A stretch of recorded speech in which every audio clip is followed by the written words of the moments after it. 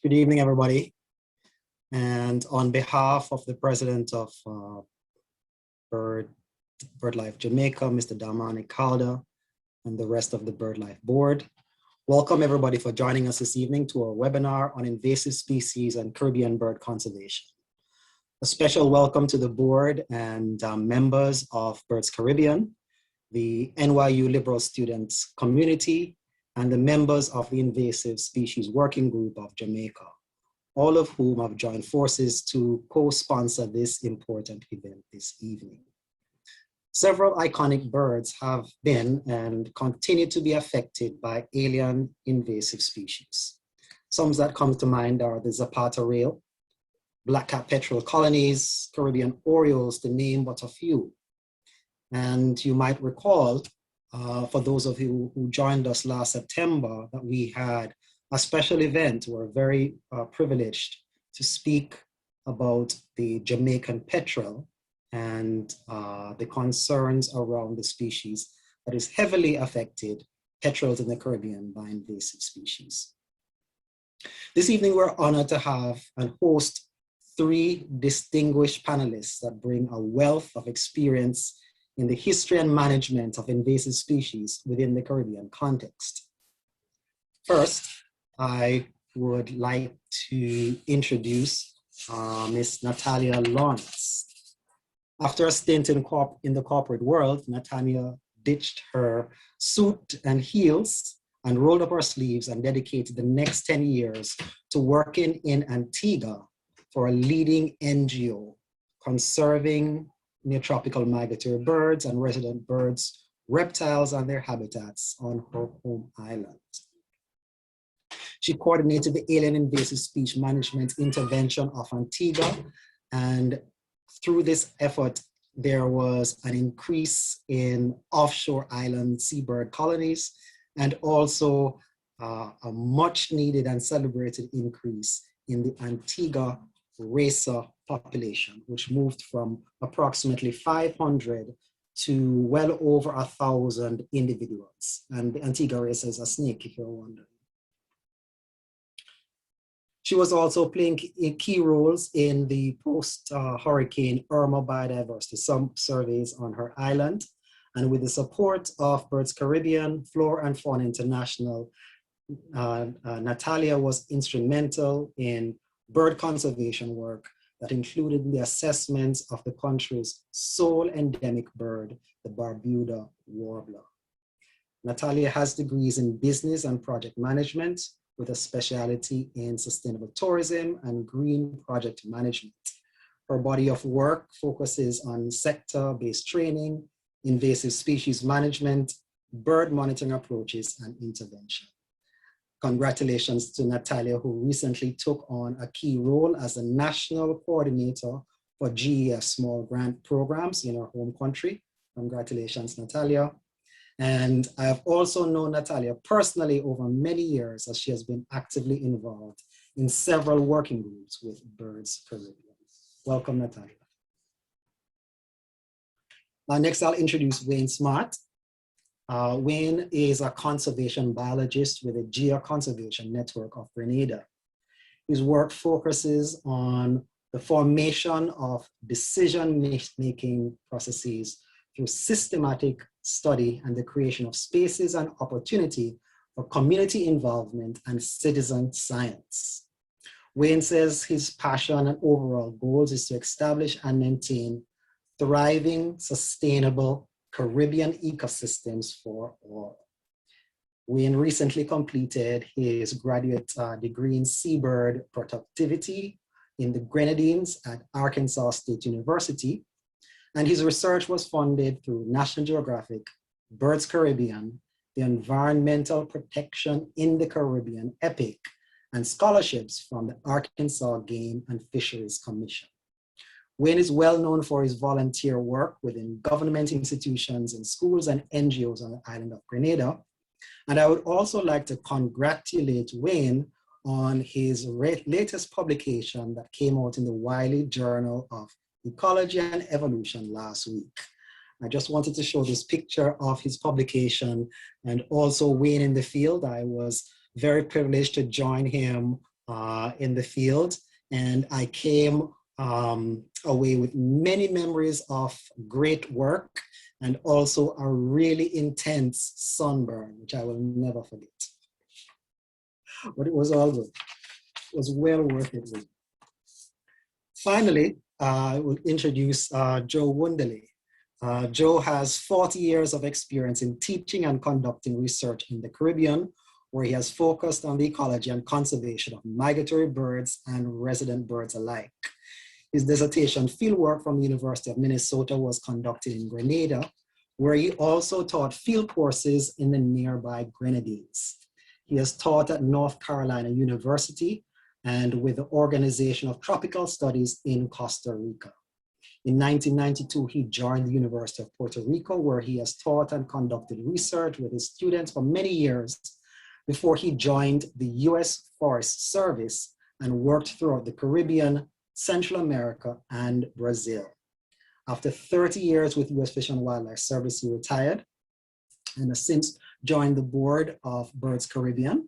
And he has also returned to teaching at the University of Puerto Rico, where he continues to advise many graduate students.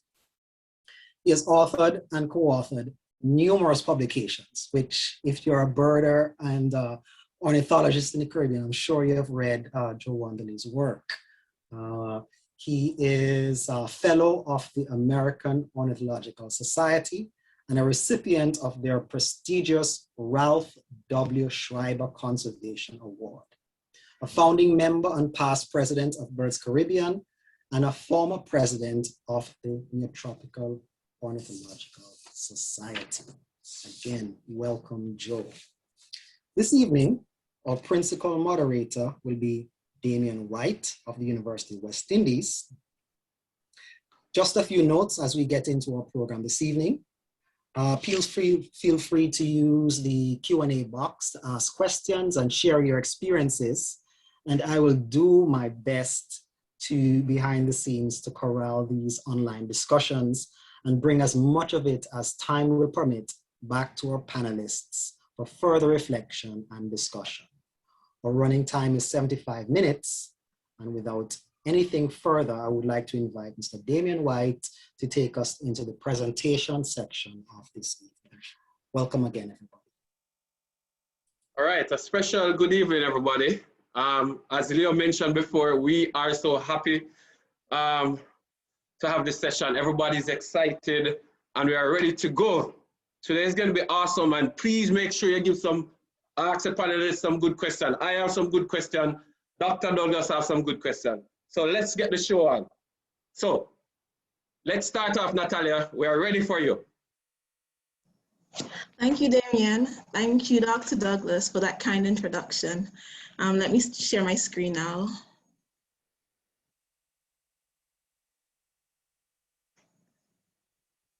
All right, so we have Natalya going on there. All right. Okay, can you see my screen?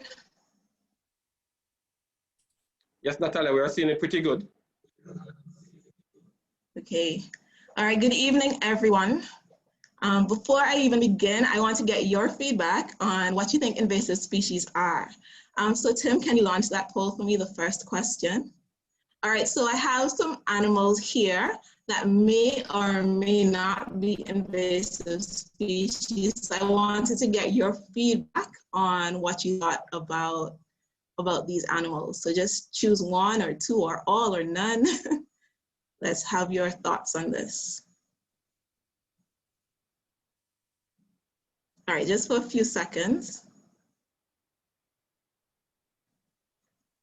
Okay, I can't see if answers are coming in, so I'm going to, all right, a few more seconds and let's close it. All right, thank you. I can't see okay, yes. Okay, so most persons have said all of the above, and some, a very small percentage said none of the above. All right, so let's get right into the talk. When I started to prepare this presentation, right on this home screen, you have a beautiful ringed neck parakeet. And my son looked across on the screen and he said, "Oh, wow, mommy, that bird is beautiful." And I thought to myself, yes, That is the problem with invasives. A lot of the times, they are very beautiful. They're very charismatic. People love them. And so that poses a problem that we will discuss a little later in the interview, in the presentation. Okay, my slide is not advancing. 1 second. Okay, here we are. All right, so before I move on, I'd just like to thank all of the persons that helped me to prepare this presentation, and I'd like to thank NYU and BirdLife Jamaica for this invitation. Okay, so what are invasive alien species?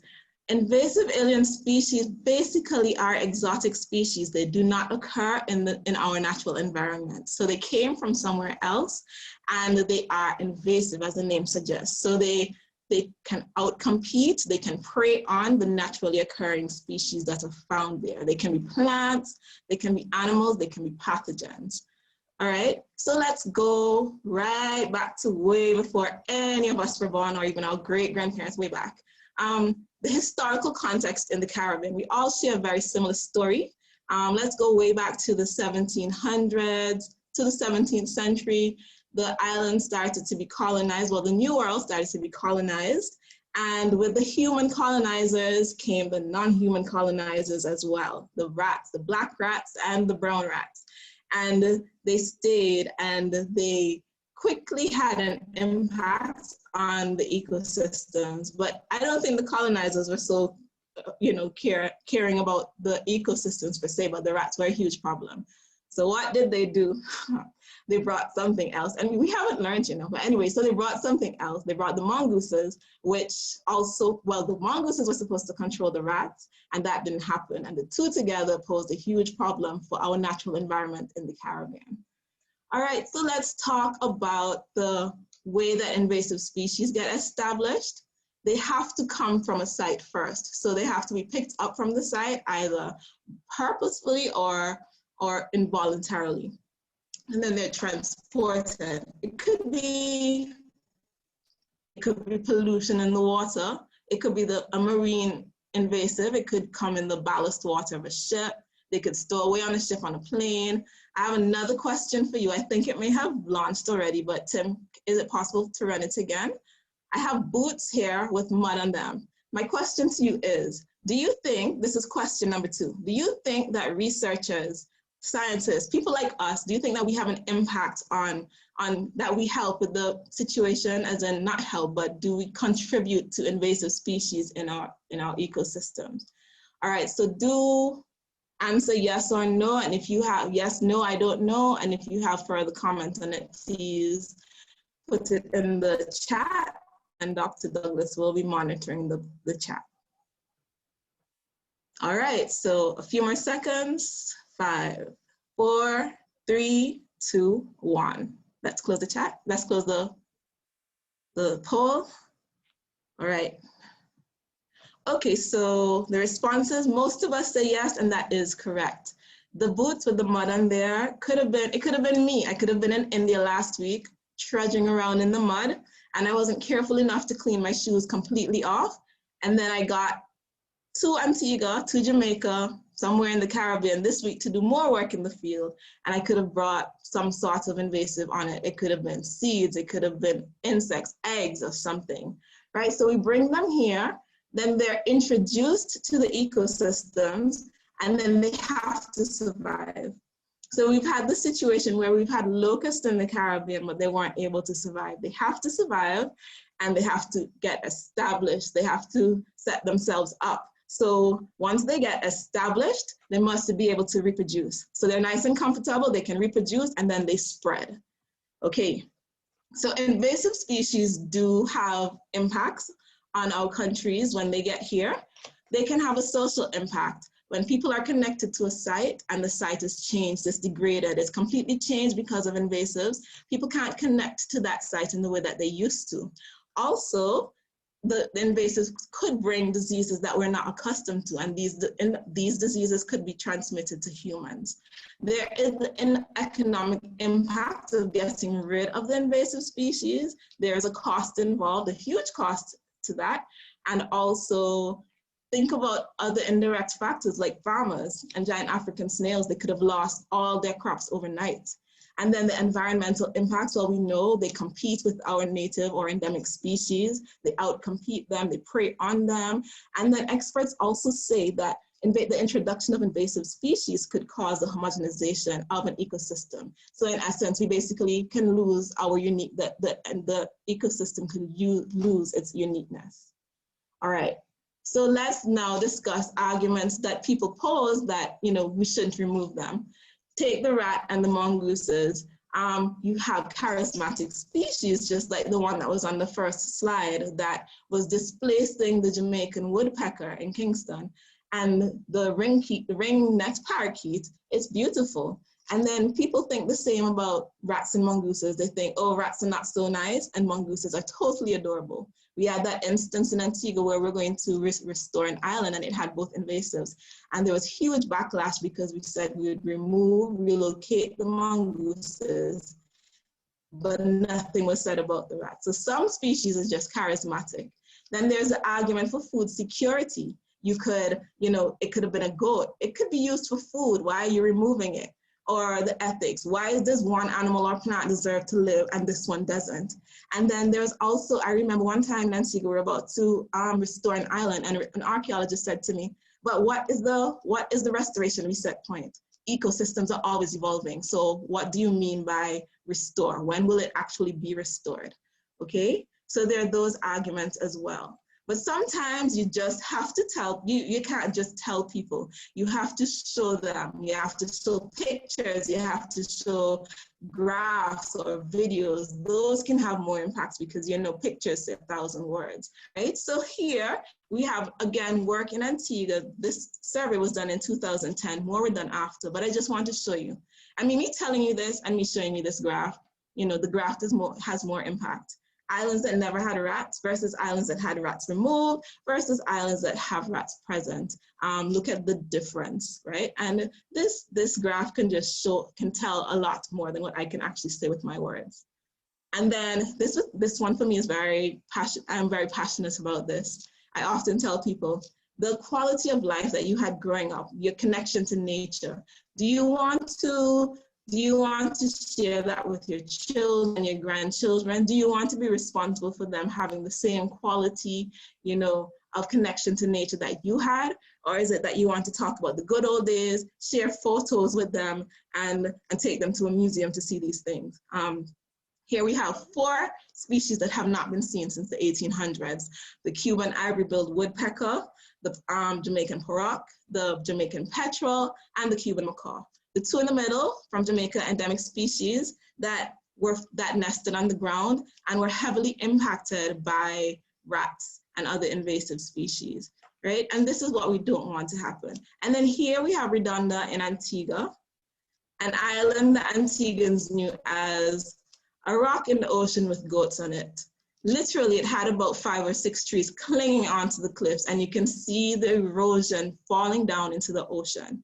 Right? People thought when we said we're going to restore it, that there was going to be, it's too late.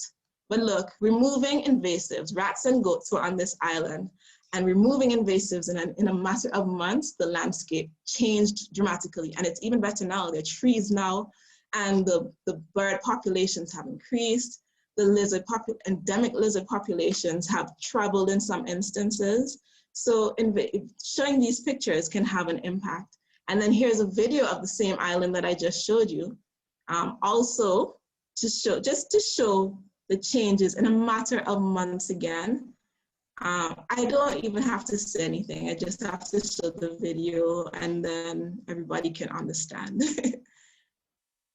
So this was in 2016 before we restored the island. I don't even know if you can see the 5 trees that I spoke about. Redonda was literally falling into the ocean. Right? And here, in a matter of months, from July of 2016 to August of 2017, and it looks even better now. All right. And then Little Tobago in the BVI, this was heavily grazed by goats, and that's not a road or a path, it is soil that has slipped away and slid into the ocean, covering the coral reefs below. And then this was a little experiment in St. Martin. on private property where there were a lot of grazing animals. And they wanted to show the landowners how the animals were having an impact on the site.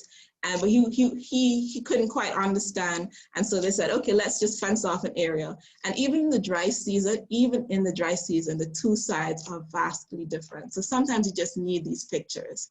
And all across the Caribbean, work is taking place. We understand that people have to understand the impacts of invasive species on our endemic and native wildlife. So this is another Tobago, Little Tobago in Trinidad and Tobago, and they're working to educate people about invasive species and also to conserve their red-billed tropic birds. This is in St. Eustatius, and Hannah Madden, she's spent so many years trying to work to save red-billed tropic birds that nest and have their eggs and their chicks preyed on by rats. We don't want to have these as memories, but as true things that people can enjoy in the future. But sometimes our wildlife, even though we're so passionate to conserve them, they're not so eager to be in the spotlight. Okay. Hi there, we're on the beautiful island of Redundant on my right. All right, so thank you so much. And if you have any questions, if not, I have one more question for you. How many endemic species does Jamaica have? And by endemic, I mean only found in that area. How many endemic species, this would be question number 3, does Jamaica have? I can tell you Antigua only has 1, St. Lucia has 5, Cuba has less than Jamaica. All right, so 5, 4, 3, 2, 1. Okay, close the poll, please. All right, let's see our results. And okay, we got 43% of you saying 30, and 30 is correct. We have 28 known ones and 2 that we haven't seen since the 1800s. Thank you, everybody. And I pass you back on to Damion. Thank you. Thank you very much, Natalya, for a very informative presentation. I should say, as you said, pictures tell a lot more than words. And I can say in Jamaica, we have an island right now, which is the Great Goat Island that we have proposed to be a sanctuary. And it has a lot of invasive. And we are going to be on a program doing something similar to what you have shown in Antigua. And this is why I like presentation like this, because we in the Caribbean can see what other scientists are doing on other islands. You are doing a very good job. Well, right now, I'll let Leo post one question while Wayne set up for his presentation. After you, Leo. Yes, thank you so much, Damion. Let's see. We have a question from Elsie, and sorry, Elise. And Elise is asking, have there been any instances where invasive species have actually helped an ecosystem, or are their impacts always negative?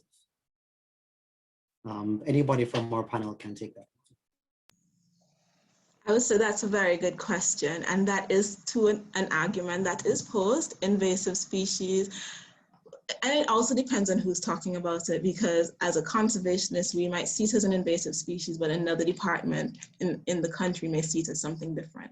Some say that mangoes are invasive. I know that they're introduced, but are they really? But they feed birds. Many times the birds get the mangoes before you and I do, Leo. Right, so they feed the birds, they feed the bats, and you know that birds and bats are quite important pollinators, so there's that argument. Also goats are food for people. So I would say it is a tricky question and it causes a lot of tension between agencies. All right, one more question to you, Leo, and then after you, Wayne. All right, I have a related question. And Joe, I think this is right up your alley because we have discussed it before. So this is from Wilma, and Wilma is from Bonaire, from the foundation Saving Plantation Bolivia. And the question is, what is the impact of habitat fragmentation on endemic species? And does this fragmentation impact how endemics are affected by invasives? Good question. Uh, without a simple answer, uh, unfortunately, the data are a little difficult to interpret, but there is some evidence from Puerto Rico that fragmentation has had some effects on some of our endemic and resident birds, particularly with parasitism by the shiny cowbird, which is a brood parasite. The brood parasite levels are much higher in the areas that are highly fragmented than the areas, particularly up in the montane or mountain areas where there's extensive forest. Adrian Tosas, now the president of BirdLife International, of BirdsCaribbean, has done some nice work on this, and it appears that indeed that extensive forest can be important. So fragmentation is certainly a concern, but a lot of species in the Caribbean seem to be able to handle it fairly well. A lot of our native and endemic species can. It's not to be encouraged. There are other reasons to worry about it. Particularly because other invasive species can move in there, including invasive plants. So that's a concern. So that's the short answer. Yep. Thank you, Joe. And thank you, Wilma, for your question. All right. Now let's move on to the other part of the show. I will see I have Wayne here ready to get in the ring now. So come on, Wayne. I will hand it over to you now. All right.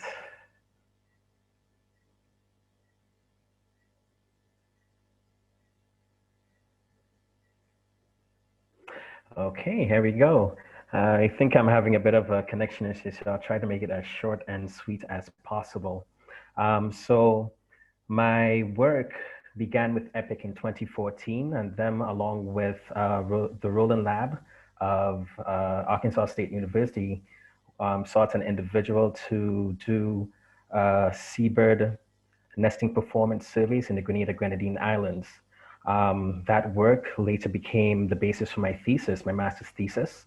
And from there, I explored the hatching success of seabirds within the Grenada-Grenadine area, also harvest of seabirds in that same area, and also what will be the focus of this talk, introduce predators to the Grenada-Grenadine area as well. So just to give a perspective of where this all happened, I started schooling at Arkansas. Usually during the summer, I would fly to Grenada, which is located in the insular Caribbean. It's an eastern Caribbean island that is a tri-island state and has an accumulative landmass of about 340 square kilometers, and also a population of about 112,000 individuals. Once we head home, we go visit the islands. These islands are uninhabited and offshore, north of the main island of Grenada. And during that period, there were recorded about 11 species nesting in these islands. However, I studied only about 5 of them. So why study these seabirds? Well, simply put, they're more beneficial to us alive.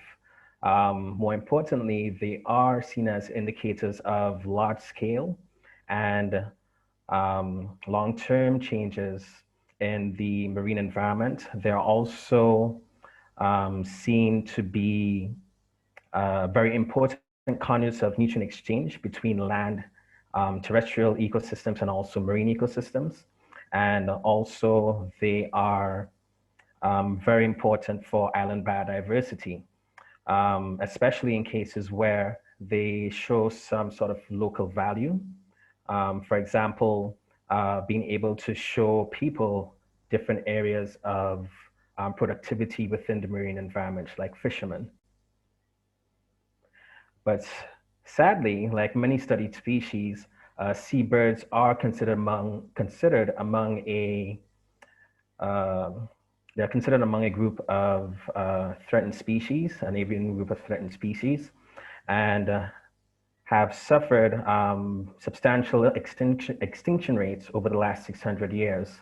Retrospectively, about 70% of the population, or the population has shown a decreasing trend of over 70% over the last half century. So that presents a very bad news for that Aryan group.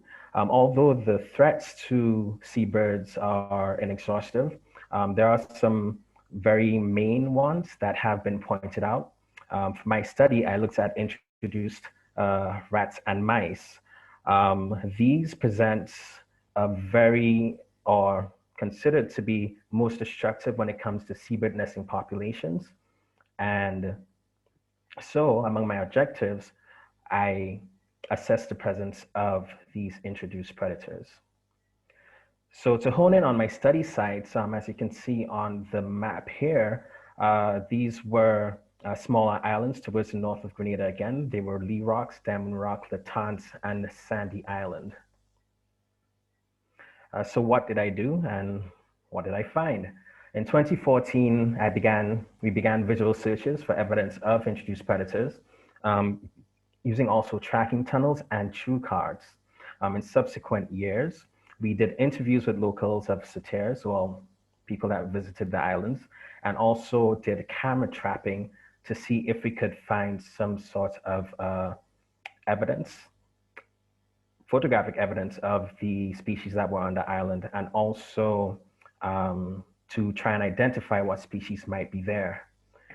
So starting from the top left, we did find some true marks in some of our materials placed out on the islands. Moving to the right, we got our first hit in 2016 of an invasive species introduced. If you look at the base of its rump, you can see that it actually has an engorged testes, which means that they're likely established there and are reproducing on the islands. And interestingly enough, Natalya did mention brown and black rats, and the two species that were possibly identified on those islands that I studied were just that, brown and black rats. So for our conclusions and directions and future implications, we boiled down to 3 conclusions in that rats are present on those islands. Although the impacts of these are unknown, which is the issue at the moment, and the reason why these are unknown is because with our analyses, because the detection probability of these predators were pretty low, and also with the low number of individuals that were counted on the island, we were not able, or we cannot with that, make any sort of impactful inference about the effects of rats on seabirds of these islands. However, because we know about the historical profile of rats, them being the most destructive of seabird colonies anywhere in the world, I guess, then by them simply being present means that they may possibly, with other factors such as prey availability or even climatic change, have definitely caused some sort of impact on previous seabird population levels and trends within the Grenada Grenadines.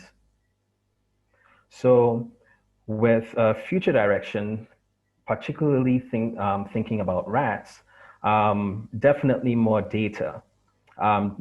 Accessing the occupancy and distribution of rats on these islands are always a good way to go in terms of making sure that we are able to properly apply actions and treatments towards programs if we need to deal with them. So at this point, again, more data is always, is always a very happy thing. So this can be used to inform, training, monitoring programs, rodent eradication programs, and also regional databases, which definitely needs a lot of tending at the moment. So I guess I'll conclude just by saying having more data, moving towards assessing densities and also the distribution of rats on the various islands could be very useful for conservation decision making when it comes to seabirds, and even further to applying treatments that are equitable for the control of rodents on these islands as well. So with that, of course, I'll always, say thank you to my funders. Thank you to the people who made this possible, and thank you all for listening. All right. Thank you very much, Wayne, for a very interesting presentation. I will tell Joe to try and set up himself, and we're going to ask you some questions. And I'm going to start off with the first one to you. I heard you mention something about the detection rate for the rat. And everybody here, detection rate meaning if the camera trap can detect it or whatever method. Do you think the size of the rat, because I also do a lot of camera trapping, does you think that had an impact on your detection rate? Because camera traps are not really that good with small mammals. So that's my beamer to you. That is true. At this point, I wouldn't say yes or no. I can definitely get back to you on that. But in terms of detection rate with the camera itself, I would say probably, having more cameras in increased locations on the islands could increase detection rates of the predators there. Because if you have a very large landmass and you have very few cameras, then the chances of you catching any sort of activity there could be pretty low, On the other hand, I did mention densities and I did mention distribution, but mostly density. So that could also be a factor there as well, because there's such a low density. And I guess speaking towards what you were saying with, maybe the mammal is small, maybe that it possibly wouldn't detect it. There's a chance that, you would not be able to detect rats when they might actually be there as well, So, yeah. Yeah, and before I move on to Leo, from your presentation, I can tell you did a lot of work. Oh, please let the people understand what a normal day in the field carrying out this work contains. Just tell them, because you make it sound simple, but I know it's a lot of work. Yeah, it is a lot of work. Actually, right before we started this, I was just saying I just came out of doing field work again, and I am completely exhausted. But, explain to us. Tell us why you're so tired. So going out during that time, it was waking up around 5 a.m. in the morning, going all around the island to pick up volunteers, and we're starting at the bottom of Grenada, where I live, to go all the way up north to head up. What's the size of the island we're talking? What's the size we're talking? So as I said before, the island is about 124 square miles, I believe. Right. No, 340 square kilometers. So that's about an hour and a half drive, if anything, which, could be very short for, depending on where you live. But once we got up there, we had fishing boats take us out. So we would be there on the land waiting for them to come down. Once they're ready to go, we all chip in and we help push the boat down into the water. Once we get on there, it's a bumpy ride going over to the island. Some mornings it's nice and calm. Most mornings it's pretty rough. And to just put into perspective, we're talking about the summertime here. Towards the end of my season, it's hurricane season. So not all the time it's, it's all happy and sunny. And Leo could tell you all about sunny, as he said he got quite a bit of a sunburn when he came out with us. And I always bring up with him too that, the time he did come out with us, almost everything wrong that could have happened on that day. Okay. Well, thanks again, Wayne. Thanks very much. No because what we want people to understand that you and Natalya are doing good work, but it takes a lot of time. It is not something that can happen in one day. This is a lot of good work you guys doing, and this is something we need to bring out so everybody understands. So it's not like you decide I'm getting up 8 o'clock. You have to get up 5 o'clock, and this has to be repeated Rain, sun, or shine, you have to be out there. Okay, one question from Leo, and then on with Joe. Yes, thank you, Damion, and thanks, Wayne. We have a question from Peter Valenti here at NYU in New York City. And he's asking the panel whether there is any intersection between climate change and alien invasive species. So what can we expect as we continue to face the consequences of global climate change? Can we assume that invasives or some will get worse? Is there any data or any indication of any intersection of these two threats to biodiversity?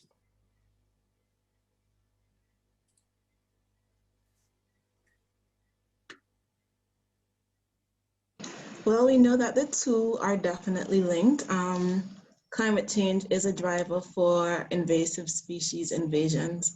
For one very simple way that it can be a driver is that because the ecosystems are changing, their food availability may change as well, and they're going to have to move from wherever they are and go find somewhere else to find a food source. So we know that that alone has an impact. Also, with all the storms that we keep getting, they're more frequent, they're more strong, and you have a lot of debris in the water, as I had mentioned before, pollution. Well, debris in the water, and they can float over. That's how some of the invasives get to some of the Caribbean islands. So they're definitely drivers. There is an intersection. That's my simple answer. Thank you, Natalya. I'm going to squeeze in another question, and this is also for you, Natalya.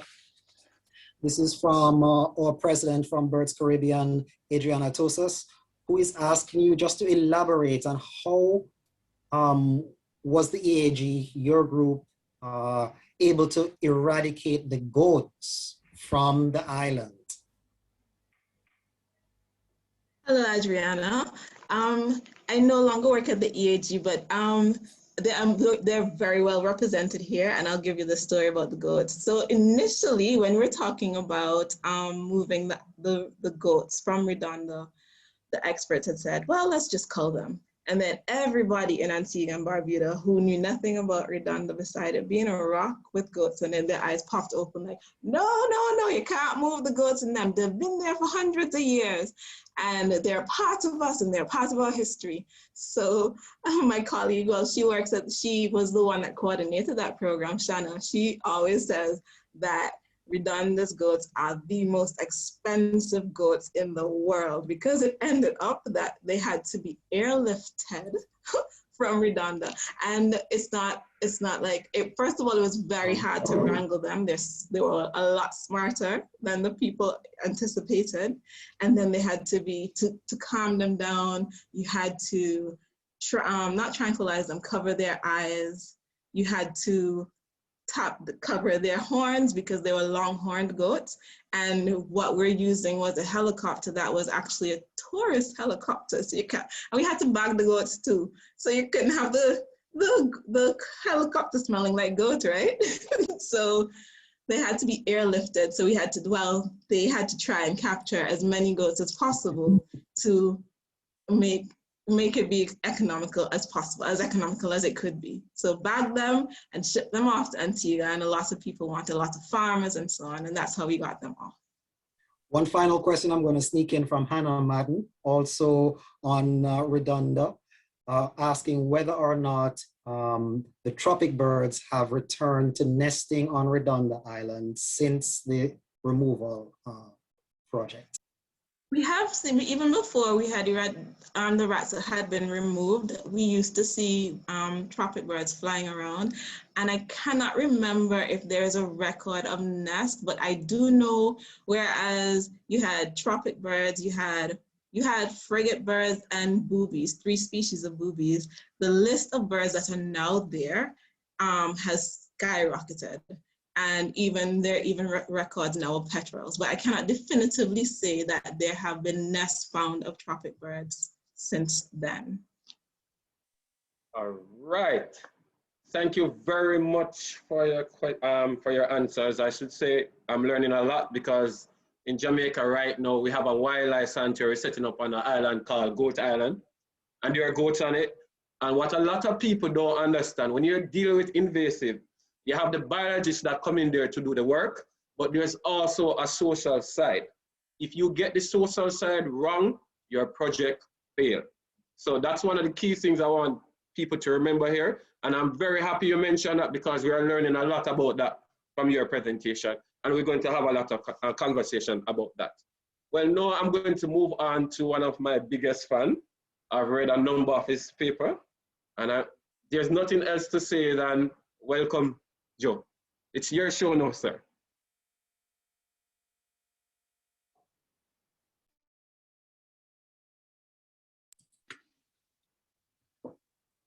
Okay.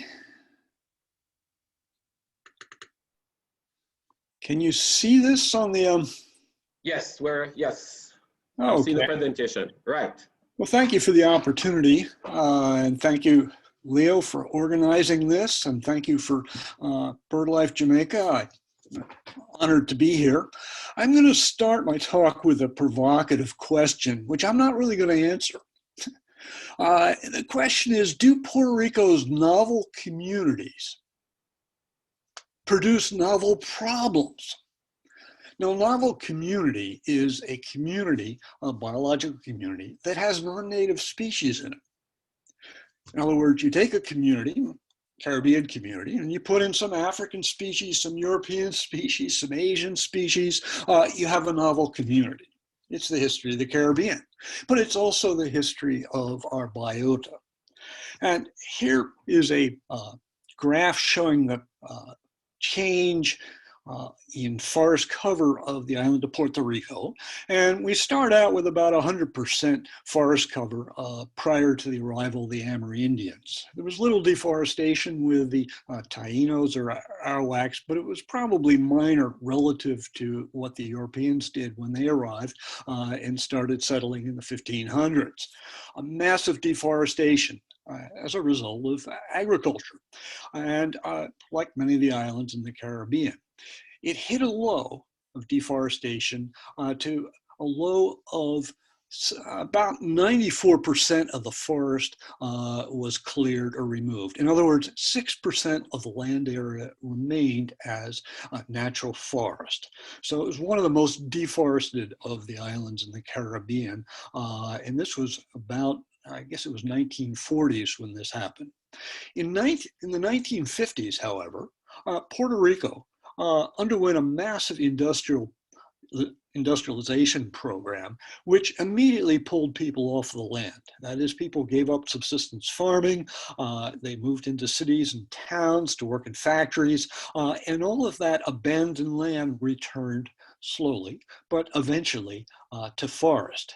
And much of that was novel forests, such that we've gone in Puerto Rico from 6% all the way up to now. In several years ago, the estimates were and measures were about 57% forest cover. So Puerto Rico in recent times has actually increased the amount of forest. But these forests are novel forests. Okay. What do I mean by this? Well, let's look at plant succession, the development of these forests, and we'll start here with abandoned agricultural land. And the land is abandoned back in the 1940s, for example, in the 50s, and various trees invaded, including a number of invasive species, non-native species, such as the African tulip tree. And little by little, as time progressed, the land began to reforest until you get to a point here where we have what are known as novel forests. The overstory is made up primarily of non-native species, that is introduced or exotic species. But interestingly enough, the understory consists of native species. And these are native species that are brought in by seed dispersers such as birds and bats.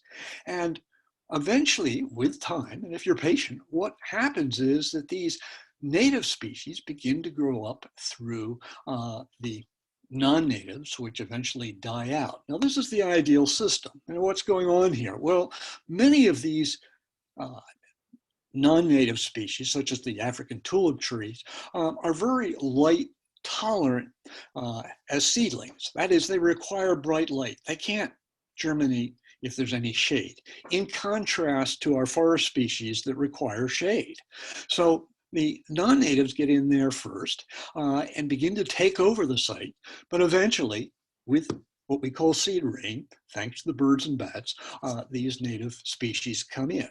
So eventually, assuming no other disturbance, what will happen, we believe, is that the native species will eventually take over and return. Now, that's assuming no disturbance. Well, anybody in the Caribbean knows a lot about disturbance. Hurricanes will set the clock back and send it back to novel forests. So the real question becomes is, well, are these forests ever going to get back to the native dominated? That's a good question. We don't know. So let's look at our wildlife, and let's look at our parrots, parakeets, macaws, cockatoos, our citizens. We've got a lot of them. There was a recent study, a nice study done by Farcon and Tremblay, and they tallied a total of 46 non-native citizens in Puerto Rico. Now, this is including captive and wild birds, but 46 species, that's pretty impressive. That's better than a lot of zoos. 29 of these species have been found in the wild. 12 species are still breeding. Most of these are localized. That is, they haven't moved far from where they were introduced. Most are breeding in novel habitats. There's virtually no breeding of these introduced parrots or parakeets or macaws in mature upland native habitats. But there is some breeding in mangroves, and we can argue whether mangroves represent a mature late stage succession, but the fact is there's relatively little breeding there.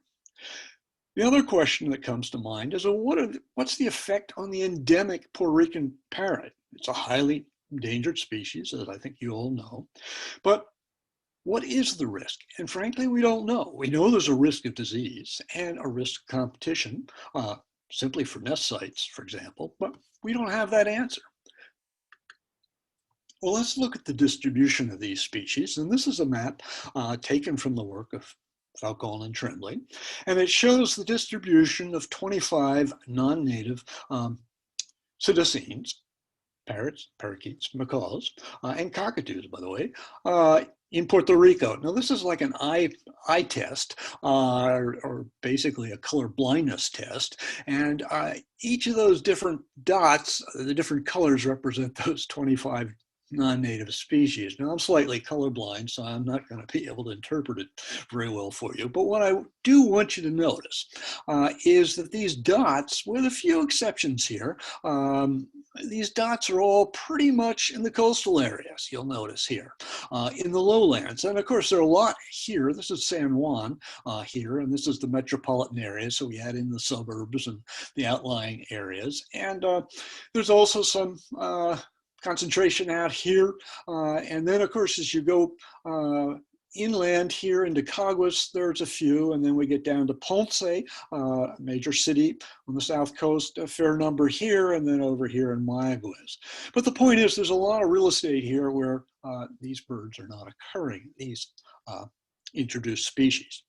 So where are the Puerto Rican parrots? Well, we have two populations of Puerto Rican parrots now. The remnant population here in the Luquillo Mountains, the eastern part of the island, has been there for quite a while. And a new population within the last 10 or 15 years is here in Rio Bajo State Park, just south of Arecibo.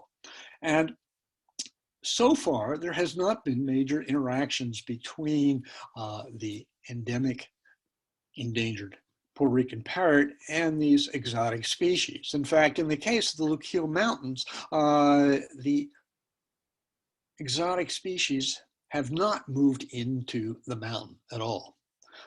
They'll come up to the border. The parking lot of where I used to work at the field station at the edge of the Luquillo Mountains National Forest there. The parking lot would have several species of exotic parakeets feeding on the foods of exotic trees, but never once did we see them enter the forest. They would go out into the disturbed areas, but did not go into the forest. However, over here in the Rio Bajo area, which is an area that's not as extensively covered as Loquio Mountains and has a lot of second growth or disturbed areas, there do seem to be some interactions now with the native parrot, the Puerto Rican parrot, and some of these exotic species. They have joined some of the flocks now and then, but other than that, we don't know anything more. So to answer your question, we don't know what's going on, but we are concerned. So what about our finches? We've got a lot of those too. We've got approximately 20 species of non-native finches, primarily from Africa and Asia.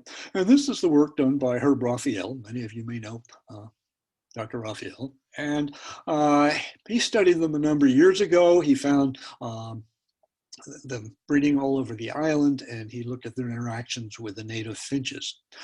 We found 12 species breeding relatively recently in the Puerto Rican Breeding Bird Atlas project. And I'll show you some results from that. And that's relatively recent, relative to Raphael's work. But the point I want to make here is that all of these are all these non-native species consume the seeds of non-native grasses as well as the native grasses. In many cases, however, we find that these non-native species are in our African fields, or in our Asian fields, or our mixed African-Asian Puerto Rican fields. So they are in these novel habitats, which are unique to Puerto Rico. There is no evidence for competition between the two seed-eating native grassquits, black-faced grassquit and the yellow-faced grassquit. Both of these species are still quite widespread, quite common, and Raphael and his work tried to determine if there was any competition. He could not find any evidence for it. He pointed out that the grassquits were more likely to feed along roadsides and areas like that, whereas these exotic finches weren't feeding in those areas. Now, most of these, or many of these exotic finches are quite localized, but some are more widespread. Here's an example of the non-native species, the nutmeg manikin, which is widespread on the island of Puerto Rico in the novel grasslands. Now, this is a map from the recently completed Puerto Rican Breeding Bird Atlas. Let me explain the diagram here. Each of these hexagons is about 24 square kilometers in size, and observers try and visit all of the hexagons on the island and detect the species, and then they watch the behavior to see evidence of breeding. And the evidence of breeding can range from just seeing the bird singing in an area, as opposed to bird actively courting birds, or actually observing a copulation, or finding a nest with eggs and young. The patterns of the dots here and the dark colors indicate the strength of evidence to show breeding. So the darkest hexes are the hexagons where breeding has been confirmed, whereas the lightest hexagons with just a few dots suggest possible breeding. But in the case of the nutmeg manikin, you'll notice it's pretty much throughout the island. The green shown here shows the life zones. In this case, the subtropical lower montane wet forest. They're in that life zone, but they're in open areas or farmlands with grasslands. So we can see that these finches have moved into these novel habitats, and apparently without an effect on the native species. Well, not all of our exotic species have arrived in Puerto Rico via the pet trade. Shiny cowbirds probably came to the island under their own power, although there is some suggestion that there may have been some cage birds at one time on the island. But this was worked out by Will Post and Jim Wiley in their work in 1977, where they looked at the records of the first appearances of the shiny cowbird. This is the male here and the female here. And these are in the blackbird family, and they come from South America. They're quite common in the open areas, the grassland areas of South America, particularly down in Argentina, but they do occur into Brazil and Venezuela. And they first appeared in the early 1900s in the Southern Caribbean. Here's a record from 1901 from Grenada, and then some other another record in the Grenadines, and then Barbados, and then going all the way up through the Eastern Caribbean, then into Puerto Rico, and then into the Dominican Republic. And I believe there's a record, the first record in Jamaica was something like 1989, although that's not shown in this particular diagram. But the fact is they did a stepping stone type of colonization. The colonization no doubt was facilitated by novel habitats.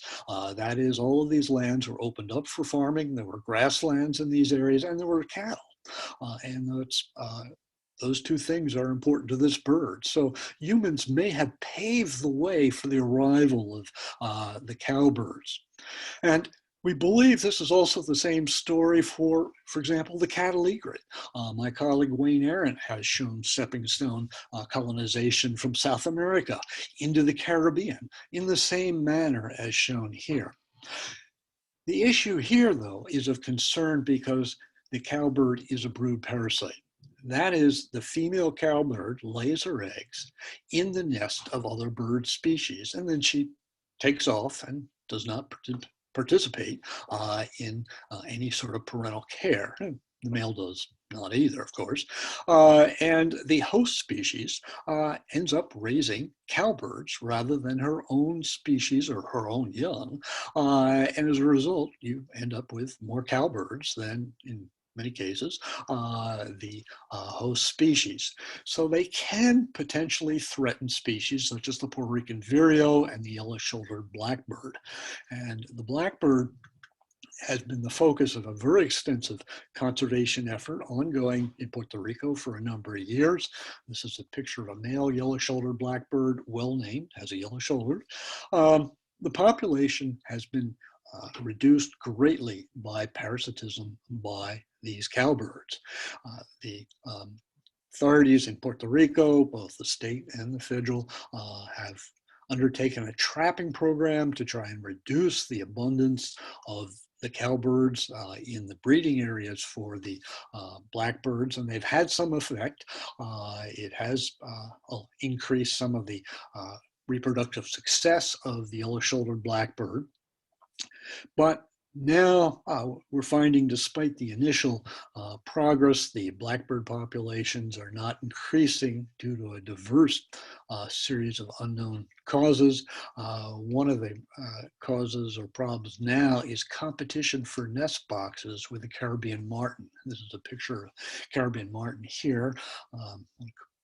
Coconut palm, but the managers did try using nest boxes for the yellow-shouldered blackbird, primarily because cowbirds, female cowbirds will not enter nest boxes, but the yellow-shouldered blackbirds will. And it worked for a while until the Caribbean martins discovered them, and it turns out they chase off the blackbirds and take over the nest sites. So there's still problems to be worked out there. But the fact is, the shiny cowbird is a species of concern, particularly for those species that have small populations. So that is another invasive species that's come into the Caribbean, but come in on its own. And I might add that I mentioned the cattle egret. I should also mention that we believe the white-winged dove and the mourning dove have recently colonized Puerto Rico. When I say recently, within the last 40, 50 years. And those colonizations no doubt were facilitated by habitat changes, that is agriculture, that allowed island hopping.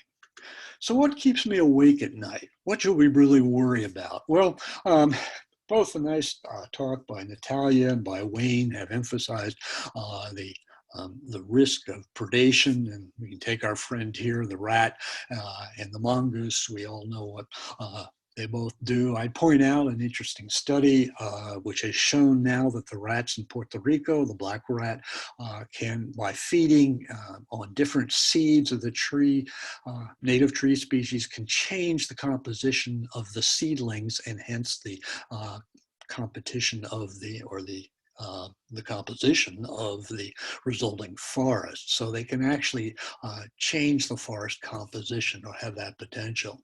We all know cats are a risk. There are feral cats throughout the region, and they are a problem. The Bahamas, they'll actually prey on ground nesting parrots.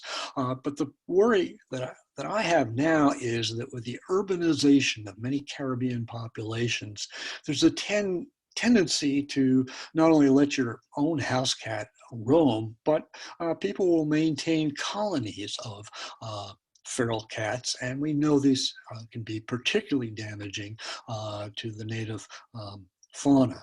And here's a house cat playing with an anolis lizard, which it'll soon eat. We have boa constrictors in Puerto Rico, which we do not know what they're going to do. They're probably as much a threat to our native endemic boa species. We're concerned about that. And we now, of course, have caimans, which related to crocodiles, and they're in our freshwaters in the lowland. And we don't fully understand what they're doing. So predation's a risk. Disease and parasites, particularly important to be concerned with. For a long time, people didn't really worry about disease threats, but I think now with COVID, we're all attuned to the issue. And this is a concern for parrots, parakeets, and macaws, because people have done studies on the different diseases that they carry, and within the pet trade, there are at least 30 known diseases or disease syndromes carried by these cetaceans. So you can see where the pet trade could actually bring in these diseases, and it's one of the reasons why you want to control the numbers of pets coming in.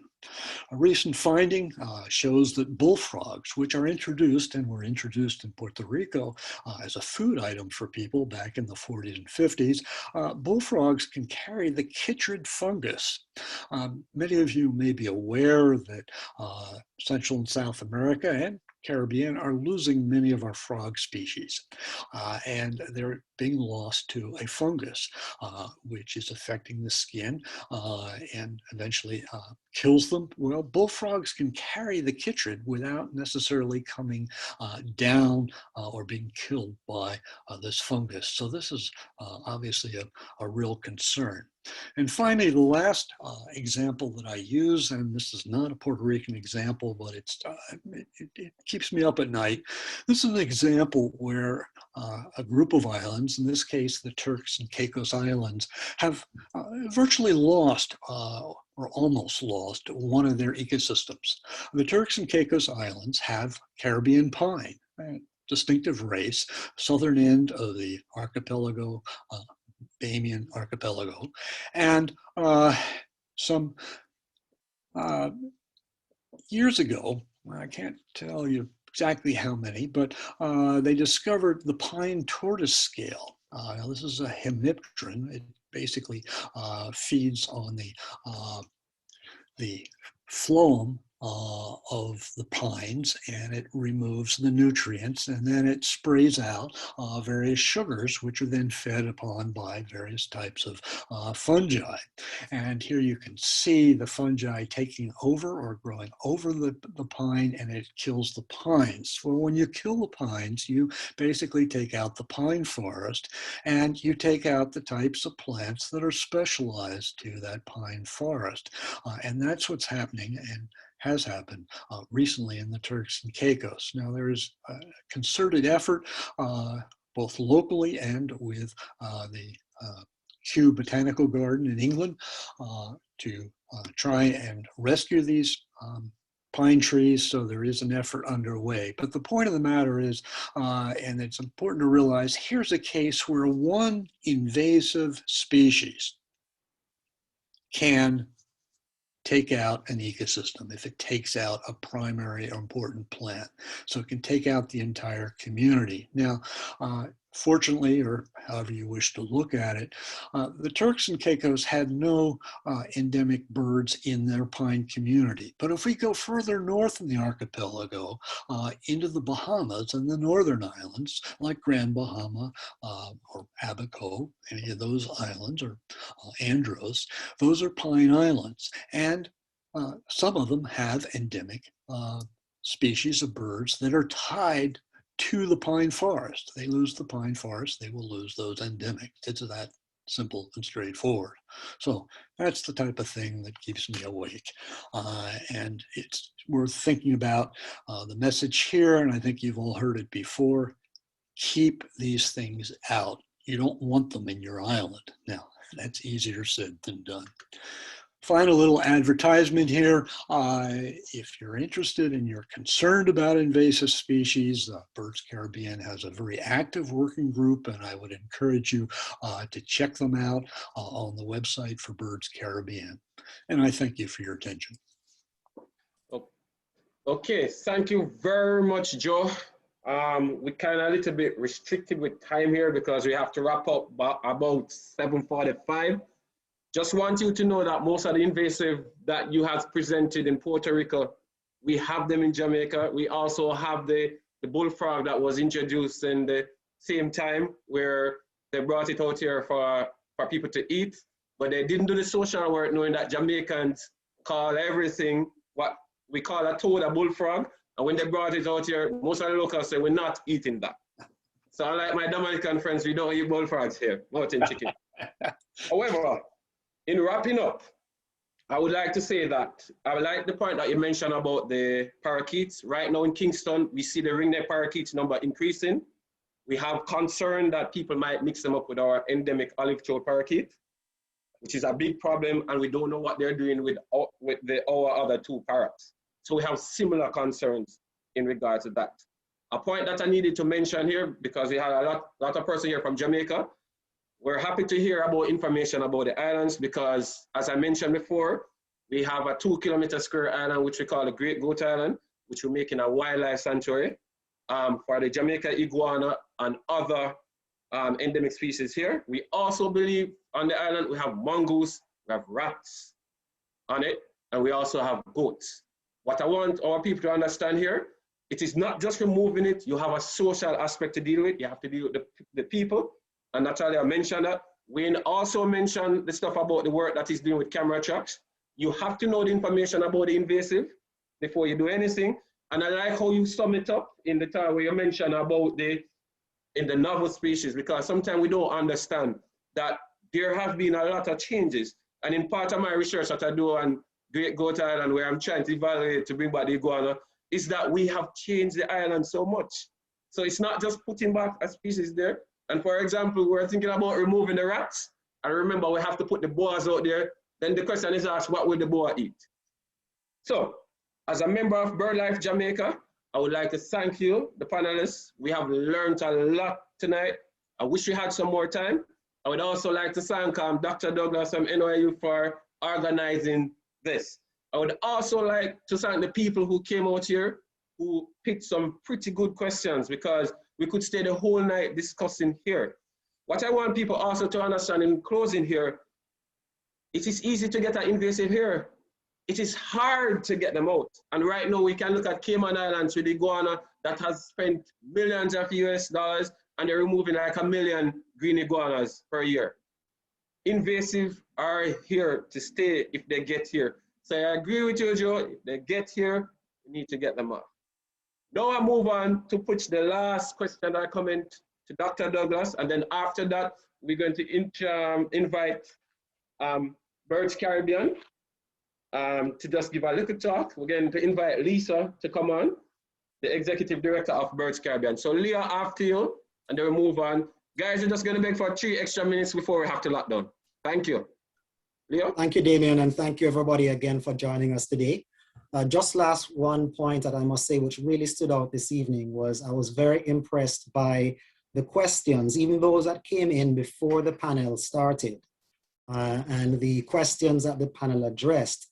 that dealt with the social aspect of invasive species, which really points to the fact that we need to think more deeply and have more attention to these human dimensions of invasive species management.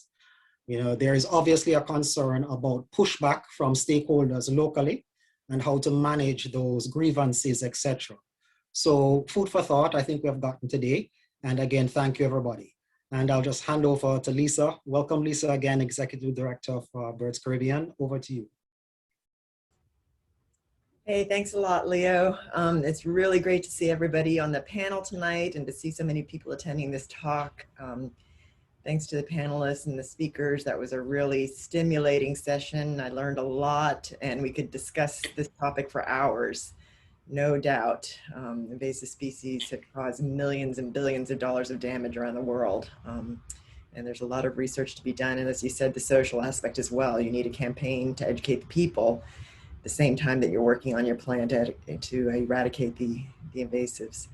Anyway, I just wanted to say, great to be a co-host on this talk and just to tell you, if you're unfamiliar with us, I'm the Executive Director of BirdsCaribbean. We are a regional nonprofit that's dedicated to the conservation of birds and nature throughout all the Caribbean islands.